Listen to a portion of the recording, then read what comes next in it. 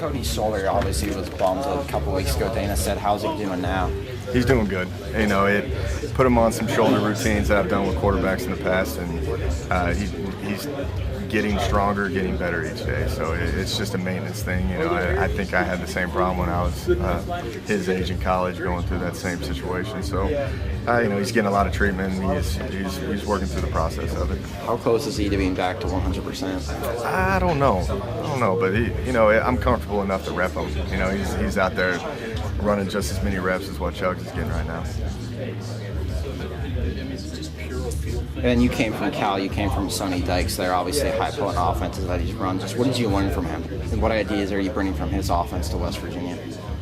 Oh, you know, there's a lot that you get. We're all from the same tree. That's the thing that, you know, Coach Dykes and Coach Holgorsen were sitting in the same meeting room with Mike Leach, you know, when they're at Texas Tech, and you know, you kind of branch off a little bit. You know, he never had used the air raid system with tempo, so we add that into it. But, you know, I think a lot of the pass concepts that he used in the past when he was at La Tech and at Cal, like, there's some of those little things, those nuances that he did that I've carried over into West Virginia. So, but a lot of similarities between both coaches. How are the quarterbacks adapting to what you're asking of them so far? Like, how are they learning the playbook, and how are they learning all of your system? I think they're adapting. It's actually been a pretty easy transition. There's a lot of similarities with how Dana trained the quarterbacks here, you know, previously. But, you know, I think they're adapting. Just a little bit different mindset in terms of how we work our run game and perimeter and our taking shot. It's just different play caller, you know, and they're starting to understand that in certain situations. You know, I like to run the ball more. In certain situations, I like to take shots down the field. So it's more just being around them and meeting with them until they start to really be comfortable in the play calling.